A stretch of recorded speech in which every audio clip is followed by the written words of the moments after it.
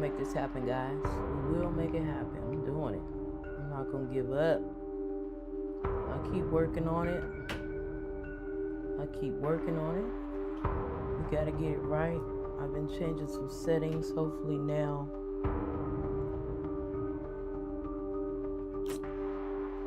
the computer will run better. I see my CPU is running better now. So maybe I made the right changes. Maybe we can do this without any problems now. Right? Just waiting for you guys to come back. I am so sorry about all these problems. And I thank you so much, right, for hanging in there with me, not giving up. Thank you so much. This is crazy. It's a tough topic though, you know. So not only was my computer running slow, but also, you know, it's a tough topic. We're in the middle of a very serious situation. So you know, sensors are out. Hey, what can you say? I have a lot of controversial thoughts on a lot of topics, but I'm doing my best to be as responsible as possible and try to keep it as copacetic as possible, because, and as neutral as possible, because I understand, I do get it, and really my ultimate goal is to get this information out there.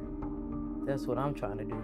So I got to do what I can to avoid strikes, avoid getting kicked off. So like I said, I'll be using code words when discussing certain things. I want everybody to come in who is in religion. I want you to come and hear this. So we're back to it. We're going to pick up where we left off, because we were talking about, well, since we're reading this book, Melchizedek and the Mystery of Fire, we said, well, let's look up Melchizedek. We already looked up Manly P. Hall. Had a few false starts today. So if you're watching now, and I need to delete the previous video before that, because this is the third time trying to go live today with this book club. So the first video, when we went live today, we went ahead and looked up Manly P. Hall, the author of the book, right? And we just did a little basic research. We pulled up his Wikipedia page. We found out he's a Freemason, a 33-degree Scottish Rite Mason, right?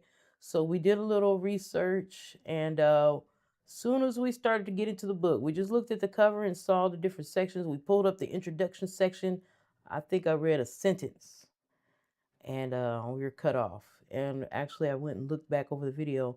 They cut me off before I was able to read what we found about Melchizedek. So I got further along than I thought we're going to go, because they cut me off. So we need to look up the Bible verses with Melchizedek, because who is Melchizedek, right? We've already looked up Manly P. Hall, the author. We've already looked up a synopsis of what the book is about, right? We went to Amazon. We read some reviews on the book. We said, wow, we're so intrigued. We're very interested in hearing what is going to be said here. So now, before we get into the book, we still want to do a little research. We want to see, well, who is Melchizedek, right? Who's that? So we're going to look up Melchizedek real quick. We got Bible verses. Melchizedek is a mysterious figure in the Bible, described as the king of Salem, or king of peace, right? Salem means peace. And a priest of the Most High God who blessed Abraham. He appears in Genesis 14, 18 through 20, Psalms 110 and 4, and is heavily featured in Hebrews chapter 7 as a type of foreshadowing of Jesus Christ, representing a superior eternal priesthood. Nice. Genesis 14, 18 through 20 says, then Melchizedek, king of Salem, brought out bread and wine. He was priest of the Most High, and he blessed Abram. That's not the full verse. We can get the full verse. Let's pull it up. It's Still with me, guys? Give me the thumbs up in the chat if you're still here hanging out with me. I don't know. I wanted a Bible verse, full Bible verse. And I wanted the ones in Genesis and Psalms. So what's going on? Where am I at? What is this? Let's get out of here. Bible Gateway. Back to Bible Gateway. I want the King James Version. While we're here, I don't want Hebrews 7 either. I want Melchizedek. Seeking. So, once again, the stream is going slow, but my computer is good. So it's not me, it's YouTube. It's not me, it's YouTube now, for sure. Because my CPU is running over 50%. I'm good on my end, and my internet is good. My audio is good. So YouTube is a little hesitant about wanting this video to play. Whatever. So we want Melchizedek.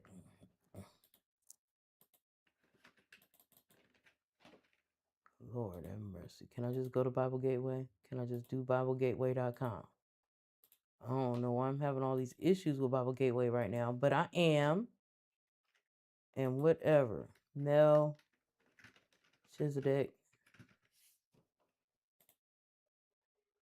King James Version. We're going through all the motions today. Ooh, it's like we fighting against the current today. I wonder what's making things so hard. What's in the air today that's making this so hard? That we got to have all these issues doing this. Stop loading. You're doing too much, Bible Gateway. Doing way too much, Bible Gateway. Dang, it's still loading. I told it to stop. It's still loading. I just want you to chill out. Stop taking up any extra energy I got going. Why is Bible Gateway doing all this? I don't know. Anyway, we see it in Genesis 14:18. We see it in Psalms 110:4. The Lord hath sworn and will not repent. Thou art a priest forever after the order of Melchizedek. And then we see it in Hebrews chapter 7. For this Melchizedek, king of Salem, priest of the Most High God, who met Abraham returning from the slaughter of the kings and blessed him, to whom also Abraham gave a tenth part of all, right? Tithed. First, being by interpretation king of righteousness, and after that also king of Salem, which is king of peace, without father, without mother, without descent, having neither beginning of days nor end of life, but made like unto the Son of God, abideth a priest continually. So, what do you mean without a father, without a mother, without descent, having neither beginning of days nor the end of life? And is this something I should be taking literal? What are you talking about to me? What are you saying to me? I don't know. We read it, and hopefully now we can get back to the book. We're having a hard time just get to the book around here, ain't we? Dang. So what we need to do is jump into it before they cut us off again. Right? So let's jump into it. Let's read about Melchizedek and the Mystery of Fire by Manly P. Hall. Give me a thumbs up in the room if you've been here, if you held on this long. We fighting today, ain't we? Woo! We fighting. Thanks for joining me, though.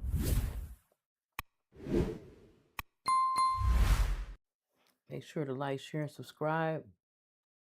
We had a few false starts today. That's true. Two false starts, maybe three. I don't know. I'm diligent. I'm not going to give up because we want to read about this. We want to read this,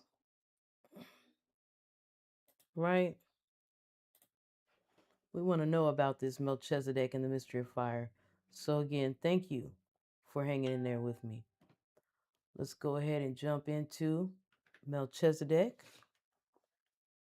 and the mystery of fire. Turn my phone on Do Not Disturb.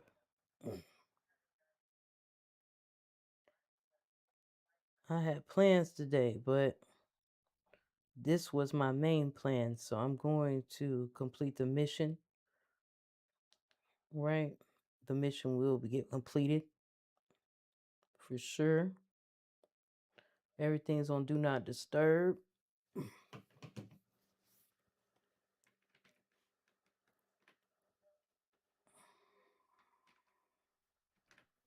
So let's jump in.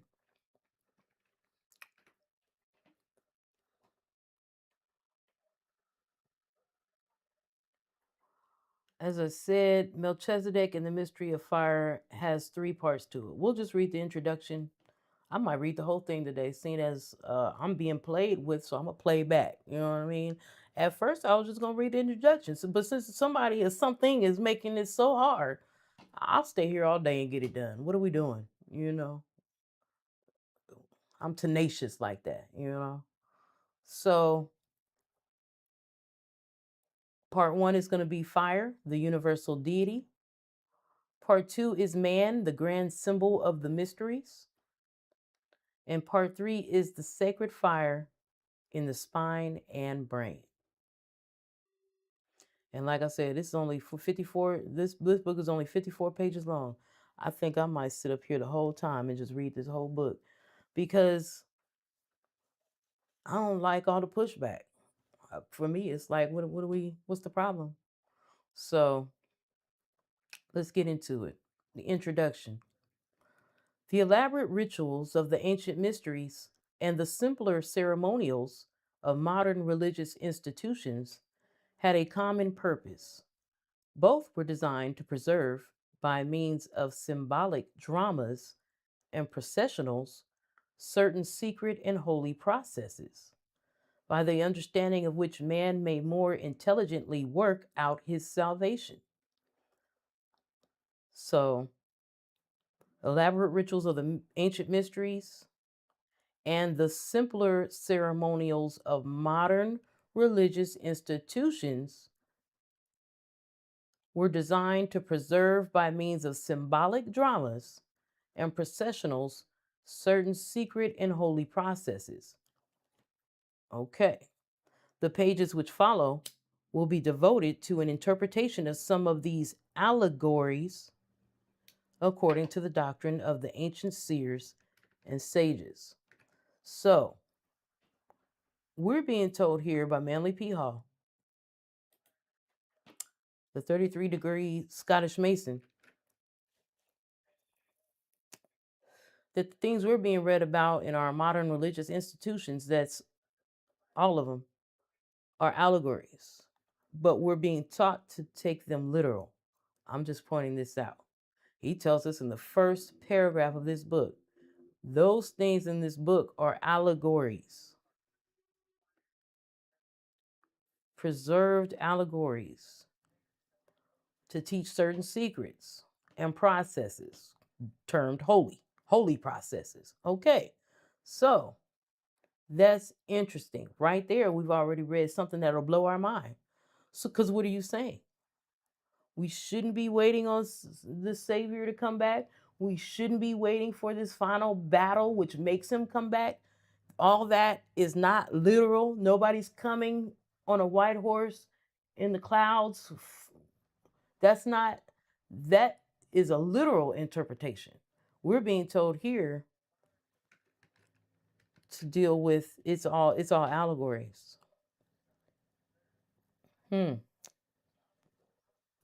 That's interesting. Right there, that's interesting. Let's continue. Every man has his own world. He dwells in the midst of his little universe as the lord and ruler of the constituent parts of himself. Okay. Sometimes he's a wise king, devoting his life to the needs of his subjects. But more often, he's a tyrant, imposing many forms of injustice upon his vassals, either through ignorance of their needs or thoughtlessness concerning the ultimate disaster that he's bringing upon himself. Man's body is a living temple, and he is a high priest, placed there to keep the house of the Lord in order. The temples of the ancients were patterned after the human form. As a study of the ground plan of either the sanctuary at Karnak or of St. Peter's Church at Rome will prove. If the places of initiation were copies from the body of man, the rituals which were given in the various chambers and passageways symbolize certain processes taking place in the human body. Boom. And that's an interesting concept to consider. Freemasonry is an excellent example of a doctrine imitating, by means of pageants and dramas, that the regeneration of the human soul is largely a physiologic and biologic problem. Right? Physiological and biological problem. For this reason, the craft, speaking of Freemasonry, Scottish rites of Freemasonry, is divided into two parts: speculative and operative masonry. In the lodge room, masonry is speculative, for the lodge is only a symbol of the human organism. Did you know that? Did you know the lodge is a symbol of the human organism? I know they have that G in that compass for this symbol. So G is God, whoever you deem God to be, whichever God, including yourself. And then there's the compass, letting us know it's about guiding, being able to find the way. They say, he says in the lodge room, masonry is speculative, for the lodge is only a symbol of the human organism. I did not know that.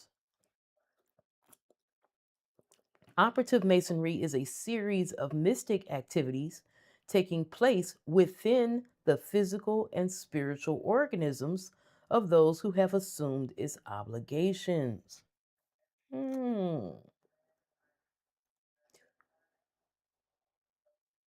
So, on one hand, you could just be in the lodge, you're just speculating, and all around you, you don't even, maybe don't even know it, but you're taught it at some point. It's just a symbol of human organism. But if you want to start being really operative, make it a part of your life for real, and not just speaking about it, but doing it, then you have a series of mystic activities that you can take place within this physical and spiritual organisms of those who have assumed this obligation. Okay. Operative masonry is a series of mystic activities taking place within the physical and spiritual organisms of those who've assumed its obligations. Okay. So I think it's another level of physical activity symbolizing these physical and spiritual organisms that you take that you do as a mason. You participate in these dramas and these things, and these rituals, and they themselves are just, they're mystical activities that take place within the physical and spiritual organisms. Okay. Yeah. Yeah. Drawing it out because all my lives been drawn out all this time. So now I'm drawing it out, right? And of course, now I'm here by myself. Thanks, YouTube. Thanks for censoring. They'll just have to catch it when it's not live anymore. Appreciate you. Jeez. We had plenty of people and Mo was coming in, and YouTube was like, nope, nope, nope, nope, no. So, anyway, you'll catch this after it's live, right? And if anybody can help me for any future lives so we don't keep having these problems, let me know, okay? because we all want to read. We all were here. We all were present, ready to read and know about this stuff, but YouTube didn't want us to know. So we got censored. So we'll move forward, keeping in mind that, if they thought it was important, if they really thought it was important for us to know, they would have taught us this in school. We wouldn't have to be reading in an openly occultic book club with strangers on the internet, right? I mean, keep it all real. But somehow, some way, we understood the assignment and we got here and we were all present and we're uniting under that understanding. And look, break it up, guys. You're loitering. Break it up. And we got kicked off. Ain't that funny? So we need diligent people in this book club. That's what we want. People who understand what we fighting against, right? We just want the knowledge. They say knowledge is power. The mainstream is teaching us religion in a literal sense. And most of us fall into that. We just go with it. But these people are making it very clear, and this book was written in 1924. So we've had over a century, we've had 100+ years to get this right in society, but somebody felt like we need to censor this. This information shouldn't be open for anybody to have. That's what time we're living in. We're in the age of Aquarius. This is the Openly Occultic Book Club, and we're getting censored. Why? The possession of the occult keys to human salvation through the knowledge of self is the goal for which the wise of all ages have labored. The possession of the occult keys to human salvation. It was the hope of possessing these secret formulae that strengthened the candidates who struggled valiantly through the dangers and disappointments of the ancient initiations, sometimes actually giving their lives in the quest of truth.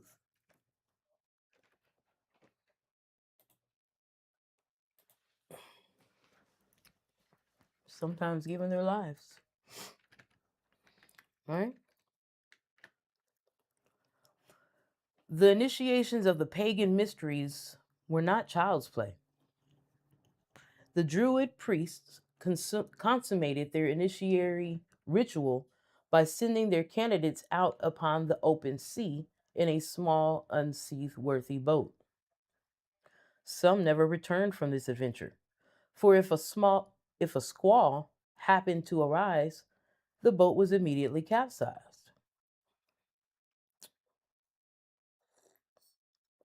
I got my burdock root tea and alfalfa, chock full of nutrients and minerals.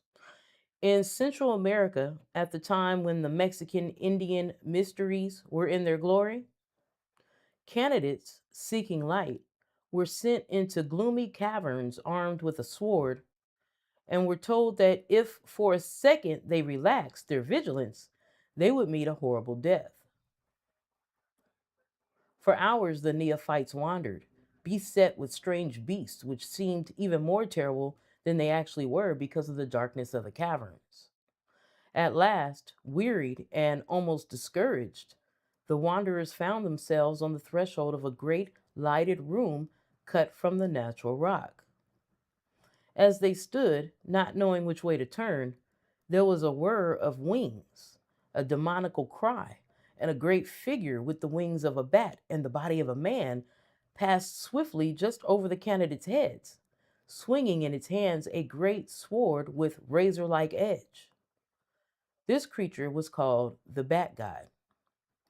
Its duty was to attempt to decapitate the ones seeking entrance to the mysteries.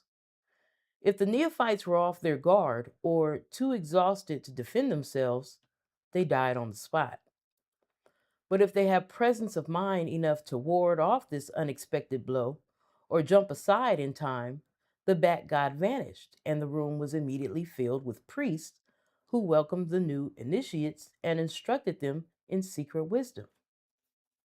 The identity of the Bat God has been the basis of many arguments, for while it appeared many times in Mexican art and in the illuminated codices, no one knew who or what it actually was.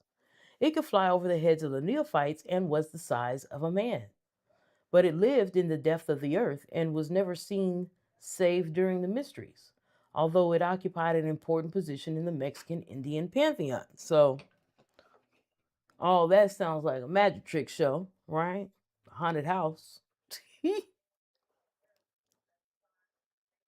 That sounds like a haunted house to me.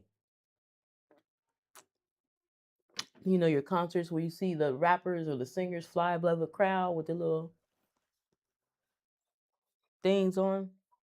That's what that sounds like to me. So there's no human bat god. Stop it. Right? It's the size of a man because it is a man in a costume. But okay. The mysteries of Mithras, I do know this word, were also tests of real courage and perseverance. In the rites, the priests, disguised as wild beasts and weird composite animals, right, dressed up, costumes, attacked the aspirants who were passing through the gloomy caverns in which the initiations were given. Bloodshed was not unusual, and many lost their lives striving for the great arcanum. When the Emperor Commodus of Rome was initiated into the Mithraic cultus, being a remarkable swordsman, he defended himself so valiantly that he killed at least one of the priests and wounded several others. In the Sabbathean mysteries, a poisonous serpent was placed upon the breast of the candidate who failed in his initiation if he showed any sign of fear. These incidents from the rituals of the ancients gave an inkling of the trials through which seekers after truth were forced to pass in order to reach the sanctuary of wisdom. But when we estimate the wisdom which they received, if successful, we realize that it was worth the dangers, for from between the pillars of the gates of mystery came forth Pluto and Aristotle and hundreds of others, bearing true witness to the fact that in their day the word was not lost. Okay. The tortures of initiation and the severe mental and physical tests were intended to serve as a process for eliminating those unfit to be entrusted with the secret powers. Aren't you glad you ain't got to go through this little obstacle course with me before we read these mysteries? Right? You ain't got to go on no obstacle course in the dark and almost die or kill somebody. It's 2026, right? We're openly occultic now. What are we doing? What are we talking about?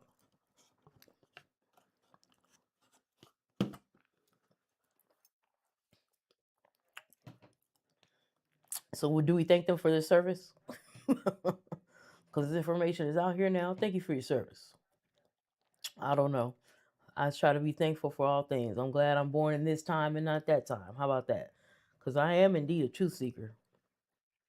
The tortures of initiation and the severe mental and physical tests were intended to serve as a process for eliminating those unfit to be entrusted with the secret powers, which the priests understood and communicated to the new initiates at the time of their raising. Those who hung on crosses for 9 hours until they became unconscious,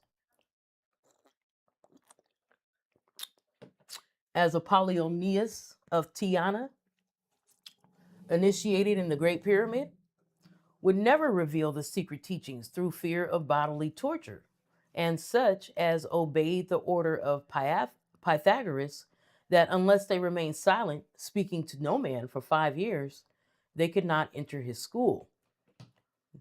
These were not likely to reveal through thoughtless indiscretion any part of the mysteries. Facts. If they had to go through all that, they like, I'm not giving that up for free. You're gonna have to go through the obstacle course too. Or go through my obstacle course, something. I'm not giving up for free. I'm not telling you these secrets for free. Wow. And yeah, Pythagoras.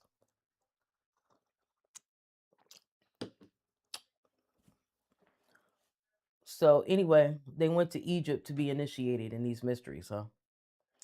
Though we saw also earlier in the book, we saw in the introduction, we're just in the introduction, we also saw that they were doing these initiations in Central America as well.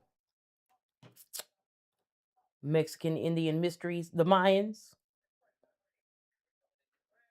the Aztecs, Olmecs. hmm So America was introduced before the Great Pyramid in Africa. So we're just gonna put that on the record. Before he brought up any of that, he brought up America. So that's interesting. They had some little bat guy there, but they were also clearly doing dressing in costume and attacking initiates to get them to fight to the end before they could just be given this wisdom, right? So we read all that, and then he brought up Plato and Apollonius and the Great Pyramid. That's 4 pages later. Interesting. Okay, I think that order speaks to something. Says something. All right. So Pythagoras had his own school. Interesting. And so now we know why they wouldn't give up that information unless you too went through a mystery school of some sort. So because so they weren't going to just reveal it to anybody. Because of the great care used in selecting and testing applicants and the remarkable ability to read human nature displayed by the priests, there never was one who betrayed the most important secrets of the temple. For that reason, the word remained lost to all, save those who still complied with the requirements of the ancient mysteries. For the law was, to such as live the life, the doctrine is revealed. To such as live it, to them the information can be given. Mm-hmm. Absolutely. So we want to practice living it. It's unlawful to reveal to the uninitiated the key links to the chain of the mysteries.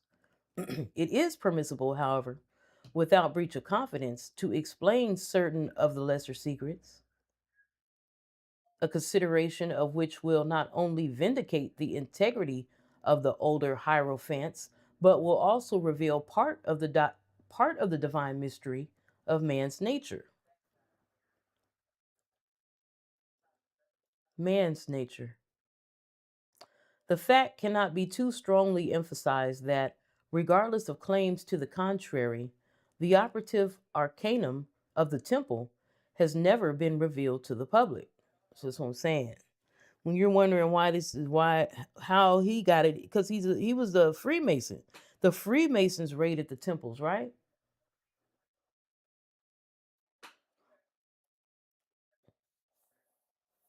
So the ones that raided the temples kept the secret and talked about it amongst each other, but to everybody else they gave religion and a literal understanding of this stuff. Wow. Did I just sum it up? Did we just sum up what's going on here? The colonizers and Freemasons are the ones that's Knights of Templar, all that. They raided the temples all over the earth. Angkor Wat's in India, Great Pyramid, the libraries there in Egypt. He started out with Central America, though. You know what I mean? The Mayans and the Olmecs. They got all those writings. They burnt a lot of them, but they kept some of them, right? They burnt most of them. They kept some to themselves. It's under the Vatican, in the Vatican Library, in that basement. They kept some of them amongst themselves, studied them, right? It wasn't their stuff. They were studying another culture's stuff. Studied them, passed it among each other, had classes they were learning together. And then what they learned, they wrote books, right? He wrote a whole bunch of books for this little society. They regurgitated what they learned in books, sold them, right? Copyright, all that. But only amongst them in their inner, in their, amongst them. This is not taught to everybody.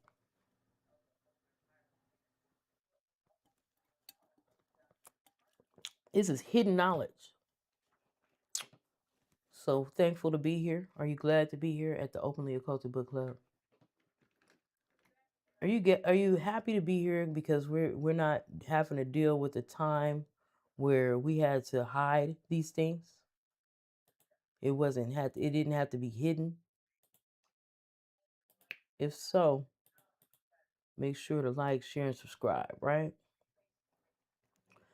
I want you to hit the thumbs up, share this video out. We're live. We're only in the introduction of this book. It's already given us some very impactful information. We want people to know about this. So if you could, please make sure to like the video, share the video, get it out here. I had a few false starts. We're back. We're live. Everything is working smoothly now, and we can get to the nitty gritty. So invite all your people that are into religion. Like I said, we're talking about the Bible here, so that would include the Quran, because the Quran has the Bible in it, the first 5 books at the least. You were talking about the Torah, so we'd be talking about everybody that's got themselves all hyped up right now, you know, fighting an outer war. We're reading today that we're dealing with the inner war in these scriptures. We've been taking things literal, and we should actually be taking these as symbols and metaphors. That's what he said in the first paragraph of the introduction. Not my words, his words. Who? Manly Hall? Yep. Yeah. So he says, the fact cannot be too strongly emphasized that regardless of claims to the contrary, the operative arcanum of the temple has never been revealed to the public. He wrote this in 1924. This book was written in 1924.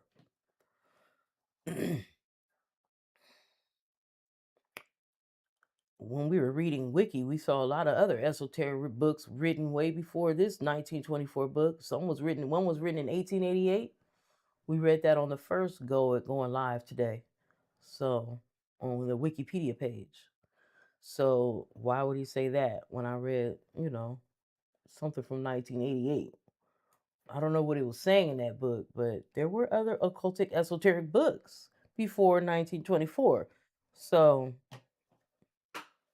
a few candidates who went but a little way along the path and who either became discouraged or were eliminated because of their failure to be honest with themselves have attempted to expose what they knew, but the inherent weakness which prompted them to betray was recognized by their instructors. He says that's why they didn't get too far, huh? Okay. Got you. Makes sense. That makes sense. Therefore, they were given nothing which could actually supply a link to connect the outer teaching with the wisdom of the sanctuary. The world within man, not the world out without, was the concern of the mysteries of antiquity. You see that? The mysteries of antiquity were not worried about the external world. They were concerned about the internal world, the world within man, inside, right? Now, we got different Bible verses, right? Jesus said, the kingdom is now, it's within you, right?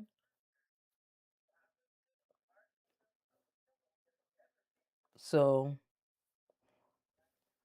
when reading this, I understand that we're wrestling with a literal interpretation and a allegorical interpretation, symbolic interpretation of something internal going on, what's going on internally with your body.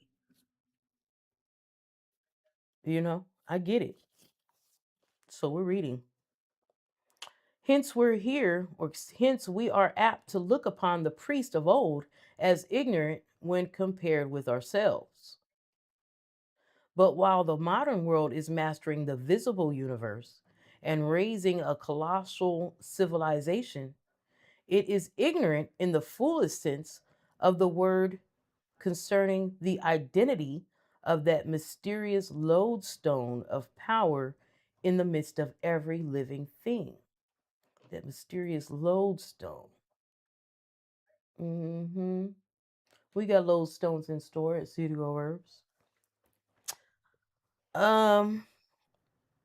This mysterious lodestone of power in the midst of every living thing, without which no investigation could be conducted and no cities built. You can't do none of that externally without what you got all without what you have internally. So I like that. Man is never truly wise until he has fathomed the riddle of his own existence. And the temples of initiation are the only repositories of that knowledge, a knowledge which will enable him to unfasten the Gordian knot of his own nature. Still, the great spiritual truths are not so deeply concealed as might be supposed. Most of them are exposed to view at all times, but are not recognized because of their concealment in symbol and allegory. The great spiritual truths are not so deeply concealed as you might think, but most of them are exposed to view at all times, but they're just not recognized because of their concealment in symbol and allegory. Symbol and allegory. When the human race learns to read the language of symbolism, a great veil will fall from the eyes of man or of men.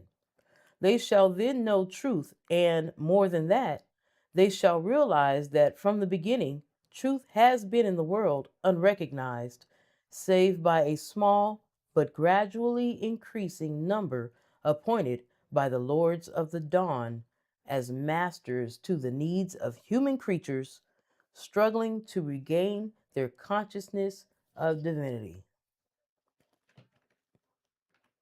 What you guys think so far? What do you feel about this?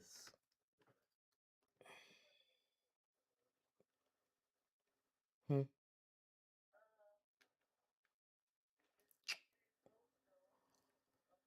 Um, I think it's. I'm trying to figure out how to say this. I'm trying to figure out how to say this. This is a man, a Freemason, speaking as 33-degree Scottish Freemason, definitely 10 toes into the colonizing agenda, right? Manifest destiny and all that. What they actually did was go steal other people's writings, read them, try to understand them, turn around and publish books about them and say this is what we need to be understanding. Who needs to be understanding? I know you're not taking another culture's information, turning it around and giving it back to them and saying you need to understand this. Like the teacher, like you're the teacher or the author of this information. I know that ain't what we talking about. That can't be what we talking about. That'd be silly and ridiculous. I don't think we are his audience. Those who are not part of the colonizers, we're not his audience. He's talking to them, saying this is what we need to understand, y'all. This is what we discerned, and this is what we got from them books, from them other cultures. That you know,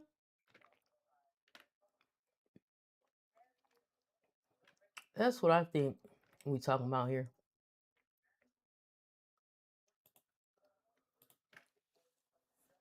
That's what I think we talking about here. Let's keep reading. Let me know if you feel me. Leave a comment and say it.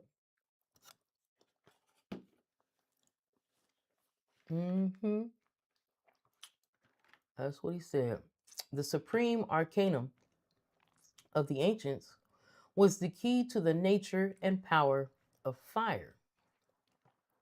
Let's look up this word arcanum real quick. He keeps saying it. We want to look into it. Let's see what he means by it. Right? see what he's talking about. Arcanum. Okay.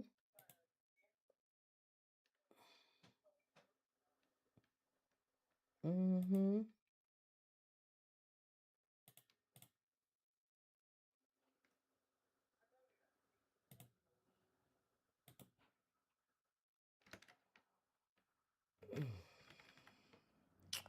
I closed my internet tab down. This is going on here.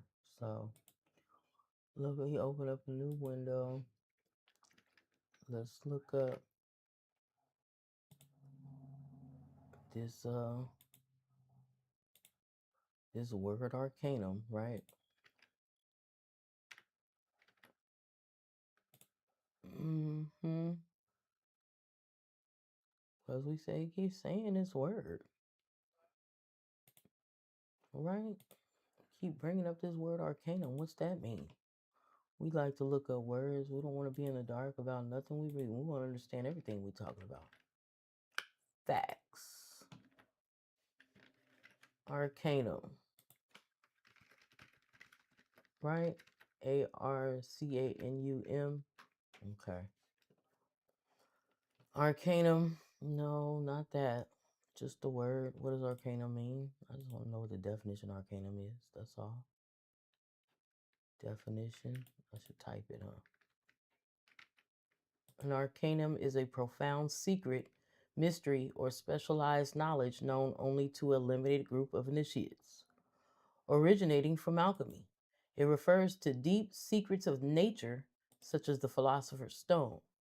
It can also mean a hidden, powerful remedy. Hidden, powerful remedy. Mystery, secret, esoteric knowledge, occult knowledge, riddle, or conundrum, arcane. Got you. All right. Now we know. Okay. We're going to get back to the book.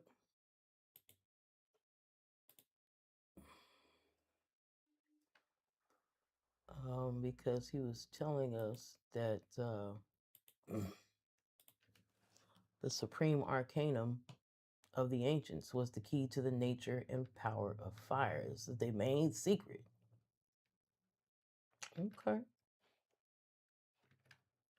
Their main secret, huh? Got you. From the day when the hierarchies first descended upon the sacred island of the polar ice cap. Wait a minute. What are we doing? What happened? Where do we go all of a sudden? Let's get it. From the day when the hierarchies first descended upon the sacred island of the polar ice cap. We talking about Mount Hermon, biblically speaking, or what are we talking about? We talking about Antarctica? What is going on? Island? Sacred, not secret island. Sacred island. Who are the hierarchies? I'm just going back and forth between biblical talk and because you got the fallen angels coming down on Mount Hermon, right? In Genesis 6 or something like that. I don't know. Book of Enoch. From the day when the hierarchies first descended upon the sacred island of the polar ice cap, it has been decreed that fire should be the supreme symbol of that mysterious, abstract divinity which moves in God, man, and nature. The sun was looked upon as a great fire burning in the midst of the universe. In the burning orb of the sun dwelt the mysterious spirits controlling fire. And in honor of this great light, fires burned upon the altars of countless nations. The fire of Zeus burned upon the Palatine Hill, the fire of Vesta upon the altar of the home, and the fire of aspiration upon the altar of the soul. Okay. A little poetic poetic sentence, a little understanding what we're talking about here. So I'm going to read this again, the sun part. The sun was looked upon as a great fire burning in the midst of the universe. In the burning orb of the sun dwelt the mysterious spirits controlling fire. Okay. And in honor of this great light, the sun, with mysterious spirits controlling the fire, burned upon the altars of countless nations, right? The fire of Zeus, the fire of Vesta, okay, the fire of aspiration, right? Bet. So now we're gonna get to part one. I'm reading. I'm gonna just keep reading. YouTube messed with me enough today. I'm not gonna let them just play with, just beat me up and throw me all around and stuff. No, I'm here to fight. Let's go. Shoot. Part one, fire, the universal deity. And see how everything riding smooth? It's so funny. I fixed it, guys.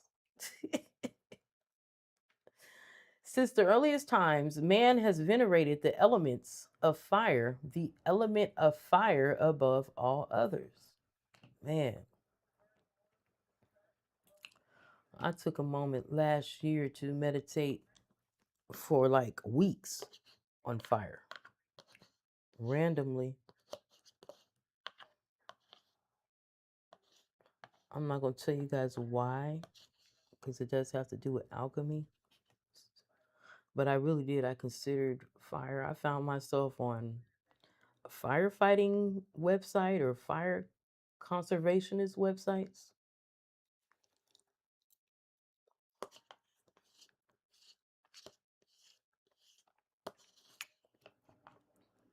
I was looking into fire because there's man made fire and then natural fire.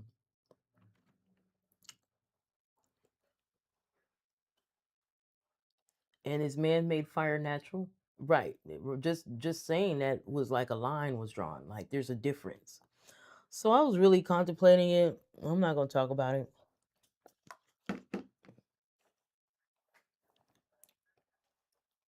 But like he said, since the earliest times, man has venerated the element of fire above all others. Even the most untutored savage seems to recognize in the flame something closely resembling the volatile fire within his soul. The mysterious, vibrant, radiant energy of fire was beyond his ability to analyze, yet he felt its power. The fact that during thunderstorms, fire descended in mighty bolts from heaven, felling trees and otherwise dealing destruction, caused the primogenial human being to recognize in its fury the anger of the gods. Later, when man personified the elements and created the multitudinous pantheons which now exist, the pantheons, all these gods and deities, he just said all these pantheons and deities were personified by man. They were really there. It's just a personification of the elements. Come on. The Orishas, the Hindu divas, the Loas, right? The the nine Egyptian gods, the deities. We talking about uh what's her name? Bridget, the mother, the maiden, and the you know. We talking about um Irish deities, Celtic. We talking about Thor and Odin, Woden. All these deities, he just said, are personifications of elements.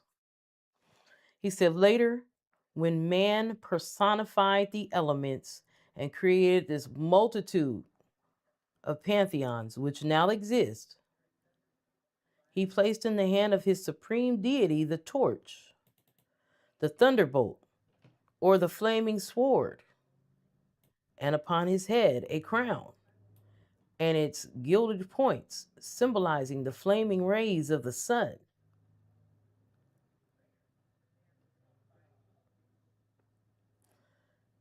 Mystics have traced sun worship back to early Lemuria and fire worship to the origins of the human race. Lemuria. All right.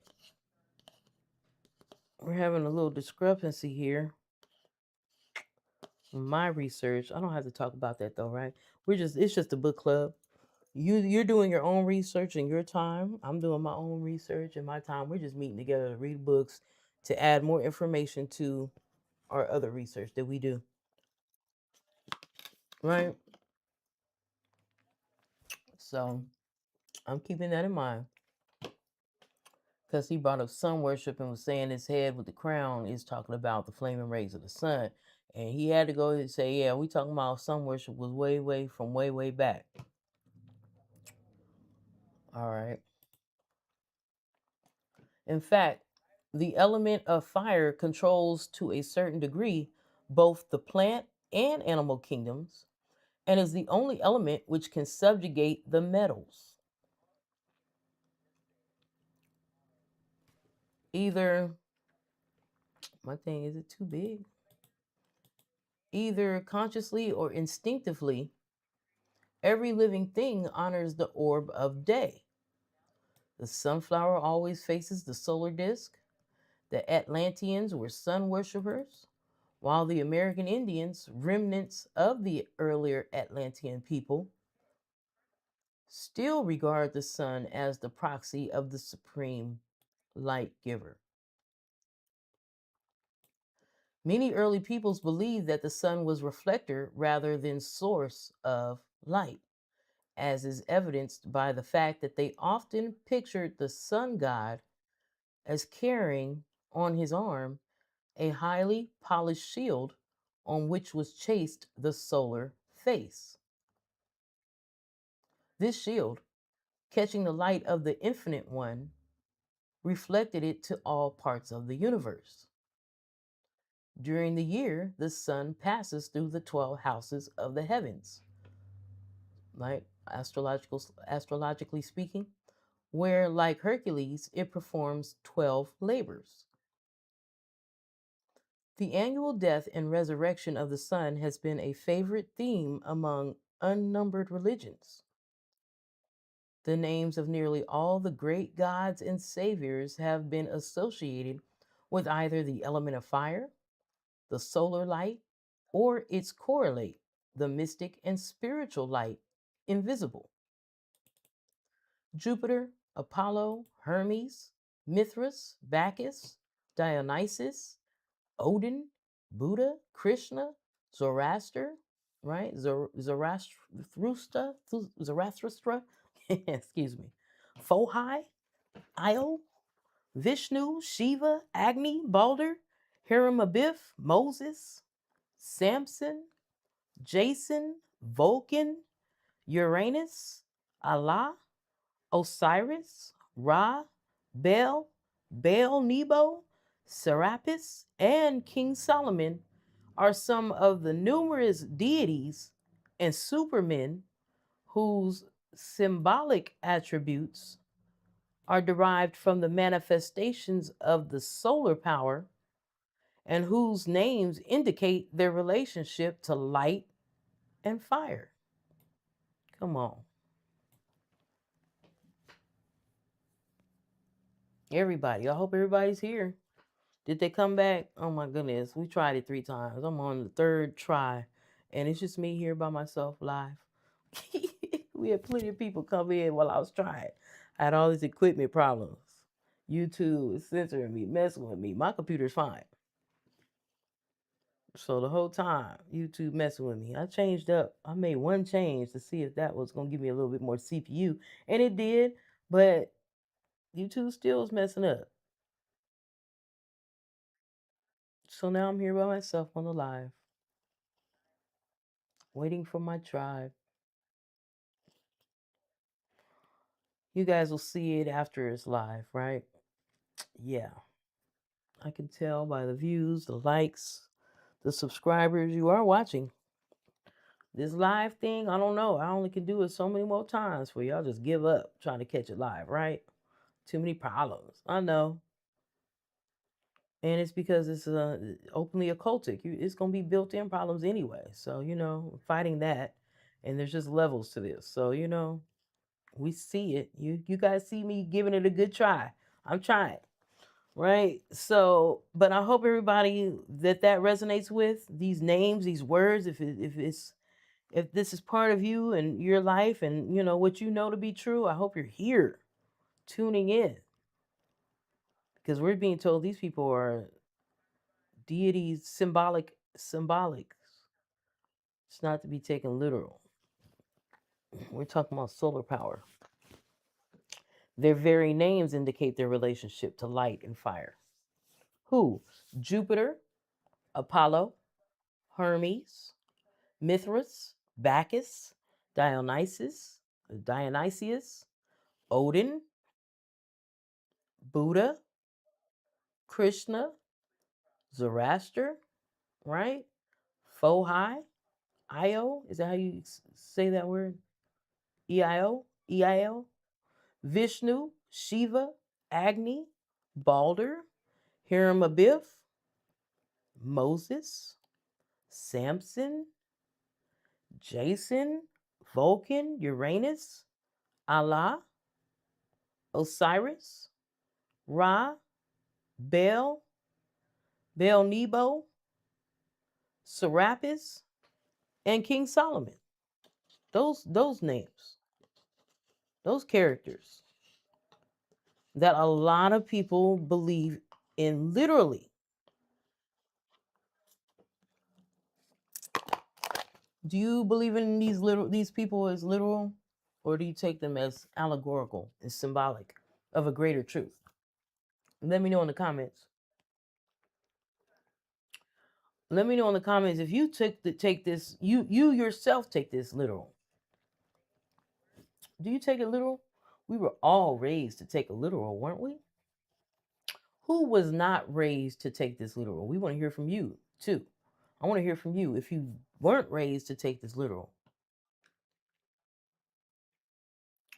If you weren't raised to take this literal, let us know. Right? So, give me a moment. I'm going to step away for just a second. I need to grab something. While I step away, I will go ahead and play the, what's it called? The intro again for anybody just now joining us, right? Got a lot going on.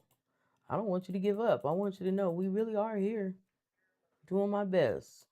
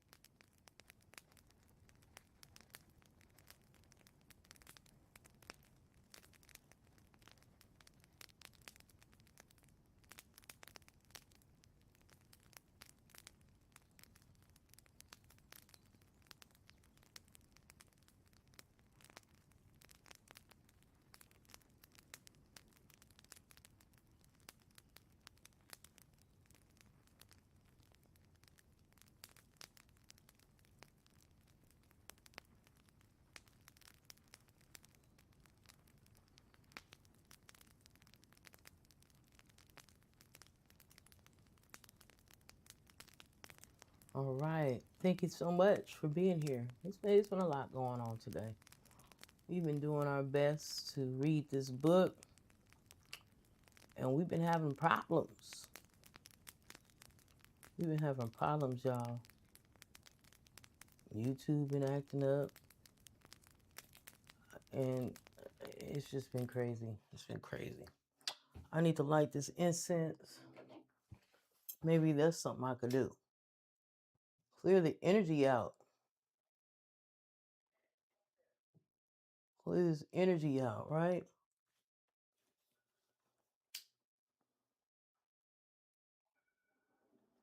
Thankfully, I'm not frustrated. I've been doing this type of stuff for a long time, so I got the patience for it. You know, I already knew I could expect some of this. I just wanted to give it a try so we all could know that we're doing what we can to go live and meet you where you at. You ain't got to wait. But when you're talking about an Openly Occultic Book Club on the internet, you know, people feel some kind of way. And we can risk being censored. That's just the bottom line. That's facts. So tell me, what do you think so far?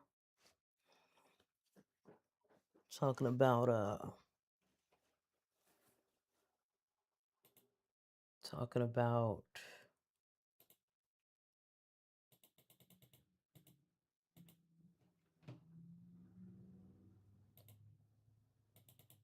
taking the book literal, taking these characters literally, right?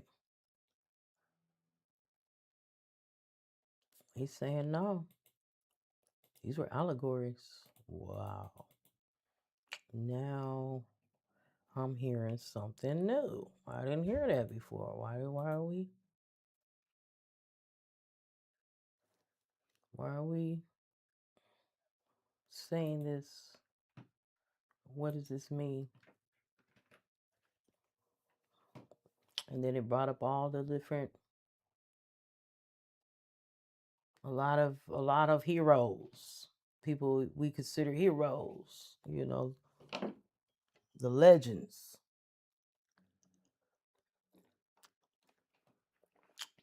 It says, according to the Greek mysteries, the gods, gazing down from Mount Olympus, repented that they had made man, and never having given to the primitive creature an immortal spirit, they decided that no harm would be done if the quarreling, dissenting human ingrates were destroyed forever, and the place where they had been left vacant for a nobler race. So the place where they'd been left, the place where they had been left vacant for a nobler race. Primitive creature didn't have an immortal spirit.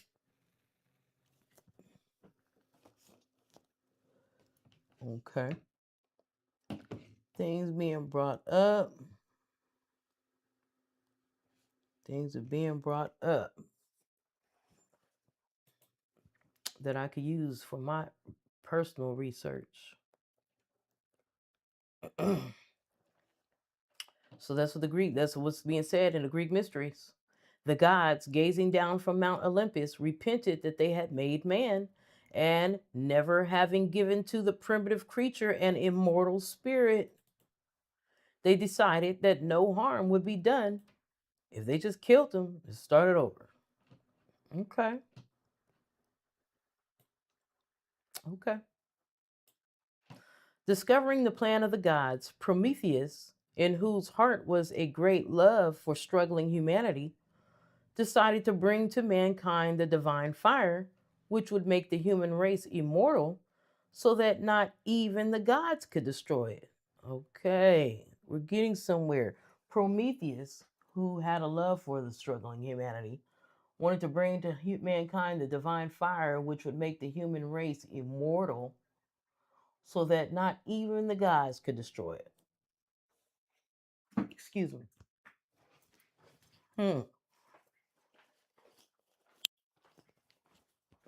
So the fire has to do with being immortal or not, right? That's what that's saying. Okay.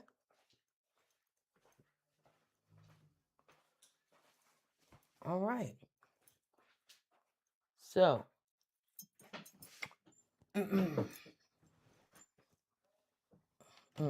determined to bring to mankind a divine fire, which would make the human race immortal so that not even the gods could destroy it. So Prometheus flew to the home of the sun god and lighted a tiny reed with the solar fire he carried it to the children of the earth, warning them that the fire should always be used for the glorification of the gods and the unselfish service of each other. But men were thoughtless and unkind. They took the divine fire brought them by Prometheus and used it to destroy one another. They burned the homes of their enemies, and with the aid of heat, they tempered steel, making swords and armor. They grew more selfish and more arrogant, defying the gods, but they could not be destroyed, for they possessed the sacred fire. Mm-hmm.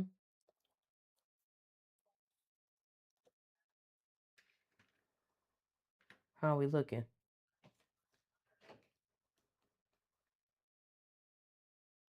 Did we have a problem earlier? Do we have a problem now? Can you guys see the screen? Or is it messed up? I'm glad I looked at the stream. It looks like it's having a problem. Can you guys see me? Okay. You can see me. That was my television. Or YouTube. It was like weird. Anyway, okay. So they grew more selfish, more arrogant. Now they make it weapons of war, killing each other and burning everything down. Right. For his disobedience, Prometheus, like Lucifer, was chained. So this is Greek times. This is before the Bible. And really, it's the same story that we get in the Bible. But this is Greek, right? This is before Jesus. Come on. So, yeah, this ain't the only thing that sounds biblical in nature. And we talking about Greek gods and the Greeks. But just like Lucifer, Prometheus was chained, but the Greek hero was placed upon the brow of Mount Caucasus, there to remain with a vulture gnawing at his liver until human beings should master the sacred fire and become perfect. Well, I mean, cause since I know nobody can be perfect, this sounds heavily coded to me. What are we saying here? Is this an allegory? Is this real? You know, this man ain't tied to Mount Caucasus and a vulture's constantly gnawing at his liver. Come on, and he ain't dead yet. Let's be serious. What are we talking about here? This is coded. This is a mystery right here. This is mm-hmm.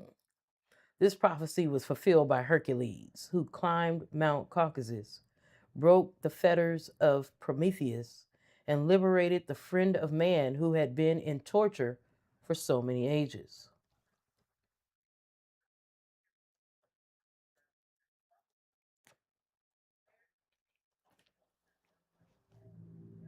We're wrestling with the whole, do I take it literal or do I take it allegorical? Symbols.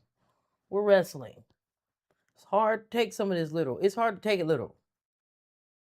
But what is the mystery? What are we talking about? What is it symbolizing, right? I'm excited. Let's just keep reading.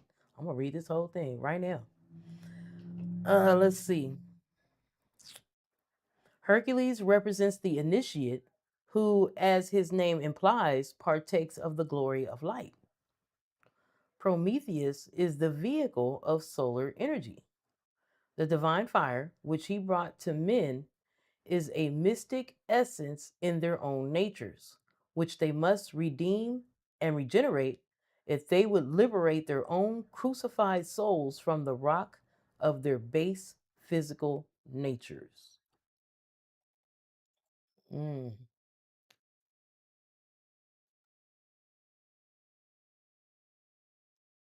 Hercules represents the initiate, who, as his name implies, partakes of the glory of light, Hercules.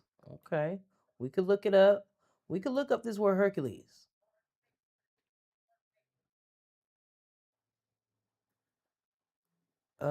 We're live right now. So if you come live and you want me to look this up, say it in the comment section. Look up Hercules, please. Let's look it up. Let's get to the roots of the linguistics behind this. Come on. you know. Welcome. We have problems.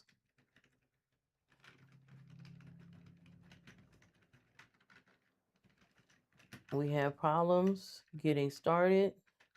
I'm writing in the chat right now. But we're good now. Thank you for being here.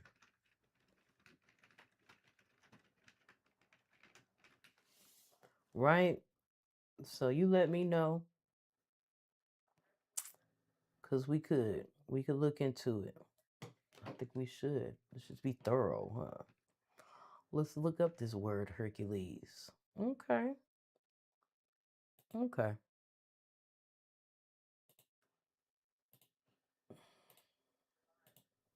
We'll look it up. Let's see. Hercules. And we want to go to where? Because we want to get the roots definition, really. First of all, we want Hercules definition. We go into the dictionary. We want to look at the root of the words. Yeah, let's go to Merriam's. Let's get to the root. What's this word made up of? A mythical Greek hero renowned for his grace forming 12 labors imposed on him by Hera. We know we're talking about the zodiac. It's also a northern constellation between Corona Borealis. I see the word Corona. What's up? Borealis. Genitive Hercules. From the Latin, Hercules. Come on. Let's get some more breakdowns of the etymology, please. It was first used in the 13th century. When was that, y'all? 1200s. So Hercules was just brought up in the 1200s. Well, that is after Jesus, ain't it? Ain't Jesus 0 AD? Come on, in the defined meaning as since when? I want to go deeper. I want to know more. I'm gonna go click on this real quick, cause what's since one? I don't know. It ain't even go nowhere. It don't even go nowhere. It goes right here. Okay. As in definition one, is it saying? Okay. Let's get up out of here. I want etymology.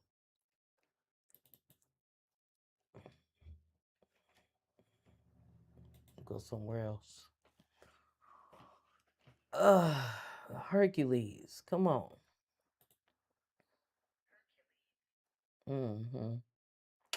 Genitive Hercules. That's the Latin, also called Alcides. Classical mythology, also Hercules, a celebrated hero, the son of Zeus and Alcmene,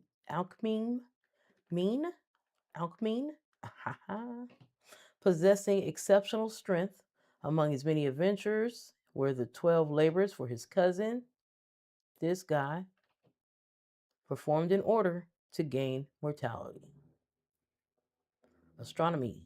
Yes, a northern constellation. What else can we learn about Hercules? 12 of his labors, same guy. Let's hear some more. Okay. We see. And it's a conspicuous crater in the northwest quadrant of the moon. Okay. Right. One of the greatest heroes. Son of Zeus. 12 impossible tasks. All right, let's see. Origin of Hercules. How does Hercules compare to similar and commonly confused words Hercules versus Hercules?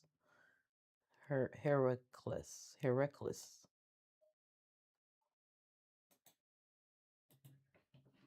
What's that? Heracles Firenze. A tragedy, 420 BC. Okay. So it's actually before the 12th century. Come on, research. Let's go. It's before the 13th century, actually. 420 BC.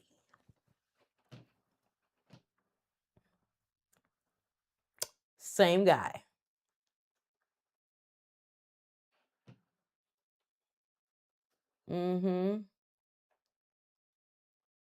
From Greek, Heracles, literally having the glory of Hera. Okay. Equivalent to Heracles, akin to Kleos, glory, fame. Uh-huh. Hera. What's that? So I'm assuming it's a word for sun, though, from what we've gathered so far. I'm assuming that's the word for sun. Let's get it. Close this down. Because I don't know what's up with the internet. It just keep loading endlessly. Hera is the queen of the Greek gods, ruling over Mount Olympus as the goddess of marriage. Hold on. Etymology.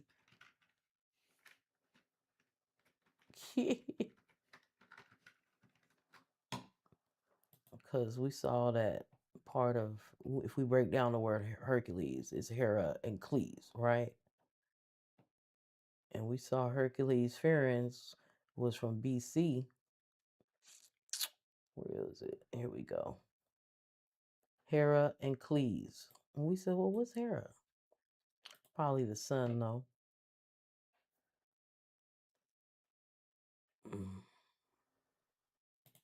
Why am I at Wiki? That was not the plan. I am so sorry. I saw it after I clicked. I'll go here real quick.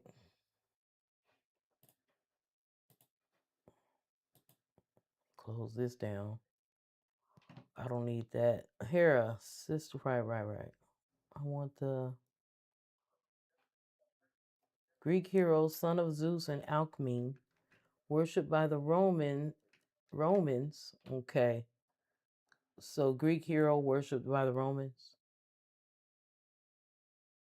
as a god of strength, circa 1200, originally in reference to the Pillars of Hercules, also Hercules, from Latin Hercules, Etruscan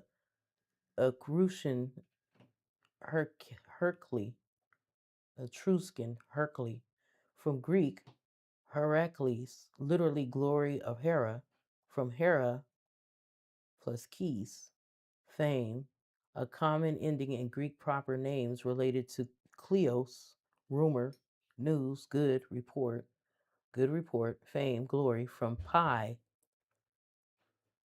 form a root clue to hear.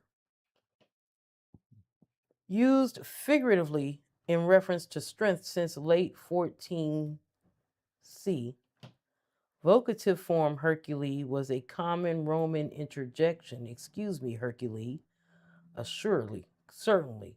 The constellation, so called in English by the 1670s. I'm trying to figure out why I'm getting so many damn descriptions about this Hercules. Was it 1200s?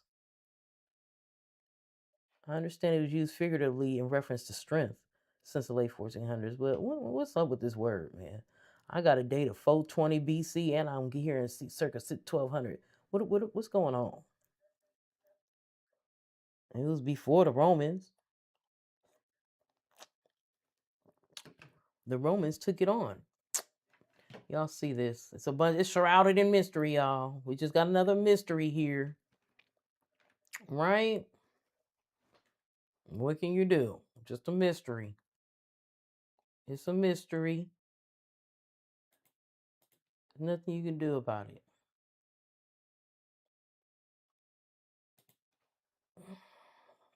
Okay. Well, now we know.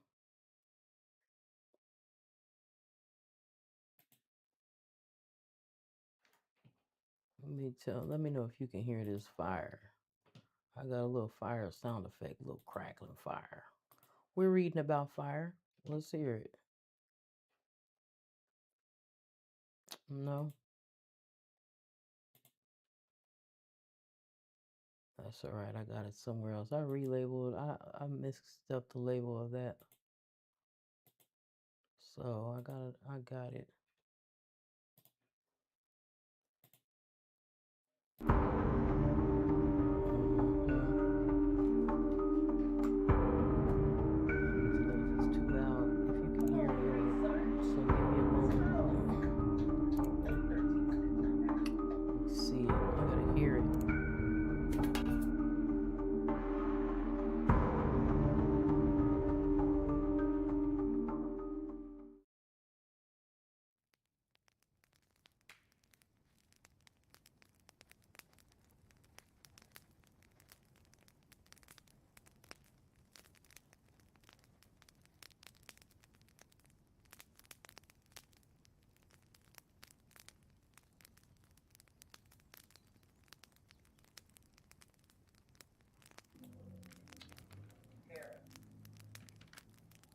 Everything's a little slow. A delay. But hopefully it's not too loud over my microphone.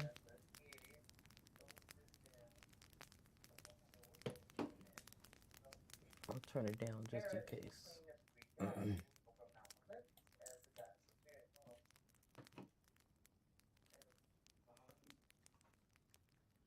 Okay.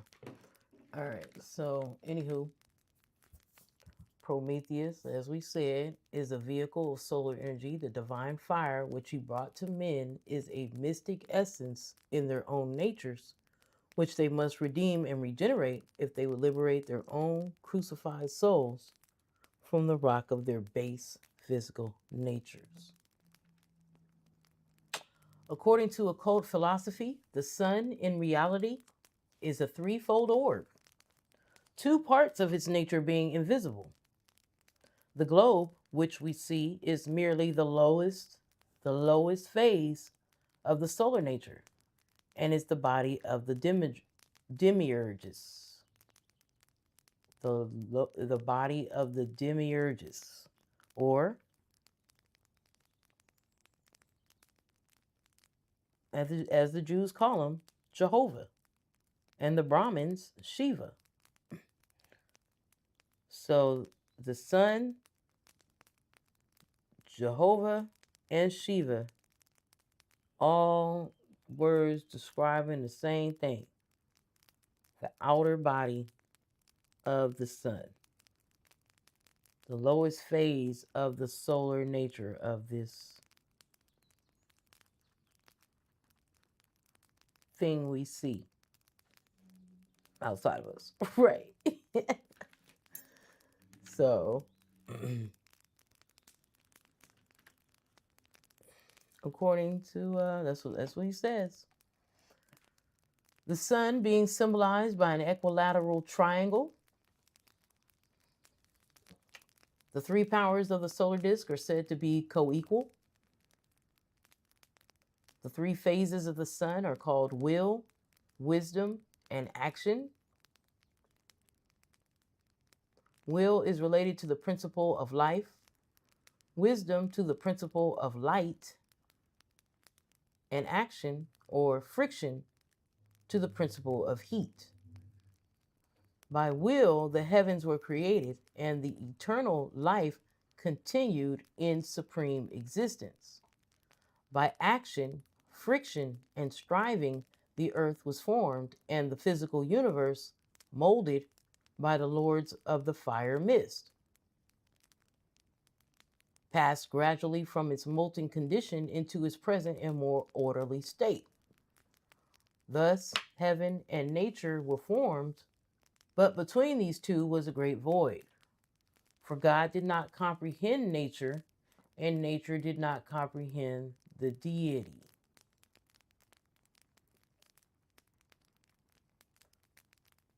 The lack of intercourse between these two spheres of consciousness was similar to the condition of paralysis, in which the consciousness realizes the condition of its body, but owing to the lack of nerve connection, it's inescapable of governing or directing the activities of the body. Therefore, between life and action, there came a mediator, which was called light or intelligence.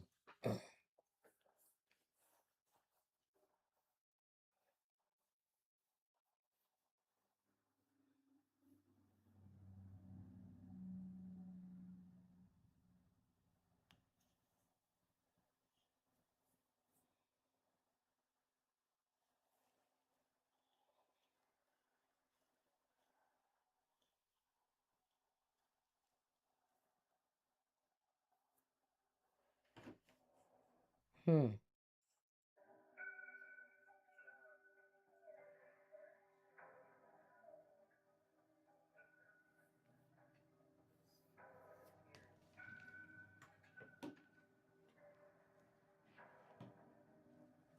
Interesting.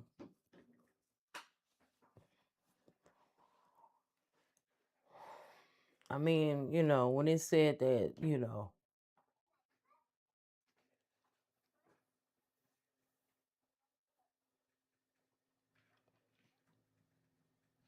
thus heaven and nature were formed, but between these two was a great void, for God did not comprehend nature, and nature did not comprehend the deity. I don't know about all that.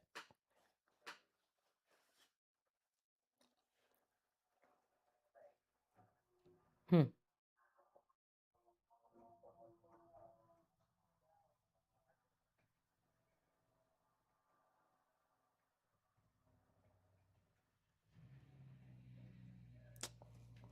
Well, what can I do?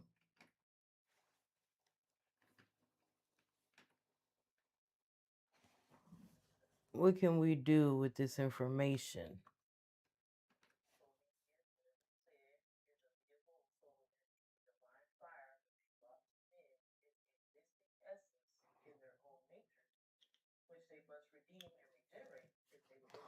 And thus heaven and nature were formed, but between these two was the lack of intercourse between these two spheres of consciousness was similar to the condition of paralysis.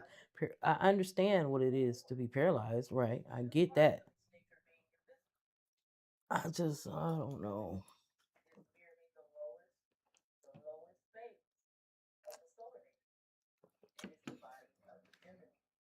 I don't know. So,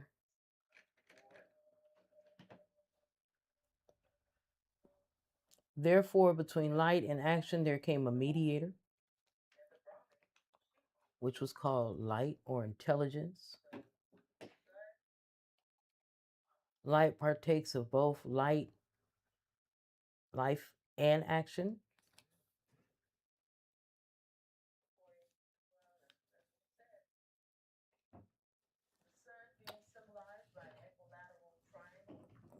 Light partakes of both life and action.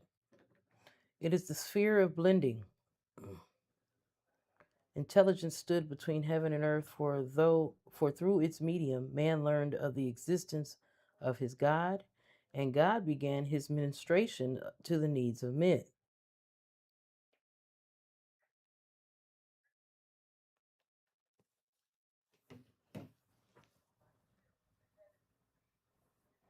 Light partakes of both life and action. It is the sphere of blending. Intelligence stood between heaven and earth, for through its medium man learned of the existence of his God, and God began his ministration to the needs of men. While both life and action were simple substances, light was a compound, for the invisible part of light was of the nature of heaven, and the visible part of the nature of earth.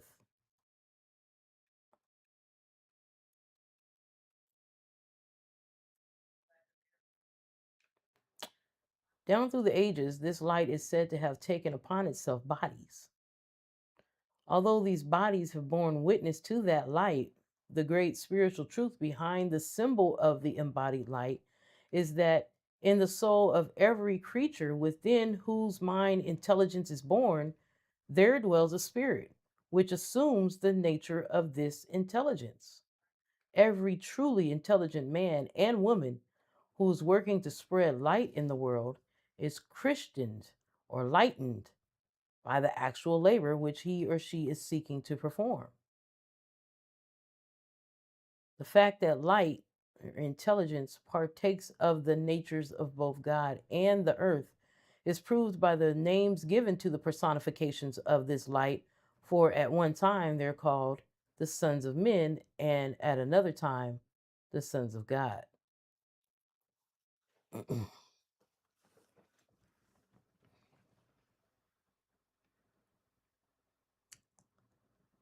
The initiate in the mysteries was always instructed concerning the existence of three sons, the first of which, the vehicle for God the Father, enlightened and warmed his spirit. The second, the vehicle of God the Son, unfolded and broadened his mind.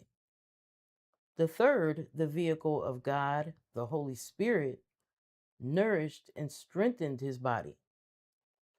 Light is not only a physical element, it's also a mental and spiritual element. And in the temple of the disciple is told to revere the invisible sun even more than the visible ones.